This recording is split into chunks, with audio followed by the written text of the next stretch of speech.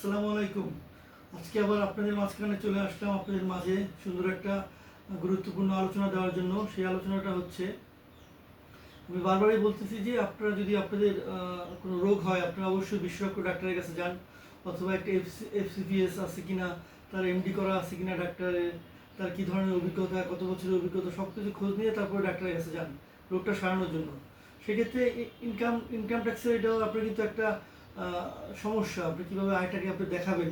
So এটা আপনারা কী করেন, একটা কম্পিউটার অপারেটর দোকানের কাছে চলে যাচ্ছেন, সে কি এটা সম্পর্কে অভিজ্ঞ, সে কি জানে কিছু এটা সম্পর্কে, তার কি কোনো ধরনের ডিগ্রি আছে আইন পেশা সম্পর্কে, সে কি জানে প্রতিনিয়ত চেঞ্জ হয়ে যাচ্ছে ল এবং রুলস অ্যান্ড রেগুলেশন, প্রতিনিয়ত অ্যামেন্ডমেন্ট হয়ে যাচ্ছে।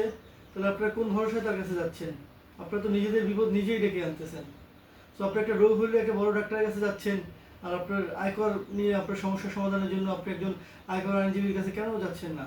কেন আপনার সস্তায় অল্প কিছু টাকা বাঁচানোর জন্য এটা কম্পিউটার অপারেটরের মাধ্যমে দিয়ে আপনারা আপনাদের ফাইলটা করাচ্ছেন? আপনারা বিপদগ্রস্ত হচ্ছেন। যখন ক্যান্সারের রূপ ধারণ করবে তখন কি আপনারা একজন আয়কর আইনজীবীর কাছে যাবেন? সো প্রশ্ন আপনাদের কাছে রেখে দিলাম। তো আমি আপনাদের মাঝখানে মাঝে মাঝে আসি বিভিন্ন ল নিয়ে আলোচনা করার জন্য, আপনাদেরকে বিভিন্ন ইনফরমেশন দেওয়ার জন্য। যদি আমার ভিডিও আপনার ভালো লাগে, আমার ইনফরমেশনগুলো আপনাদের ভালো লাগে, অবশ্যই লাইক শেয়ার কমেন্ট দিবেন। এক্ষেত্রে আশা করি যে কৃপণতার পরিচয় দেবেন না। অনেকেই দেখেছি পরিচিত আছেন, কিন্তু আপনারা লাইক শেয়ার দিচ্ছেন না, কমেন্ট করতেছেন না। তাহলে আমি কীভাবে আপনাদেরকে নতুন নতুন তথ্য দিয়ে আপনাদের পাশে থাকবো? আমাকে তো উৎসাহিত করতে হবে। আজকের আলোচনা এ পর্যন্ত বিদায় নিচ্ছি। আল্লাহ হাফেজ। সবাই ভালো থাকবেন এই কামনায় বিদায় নিচ্ছি।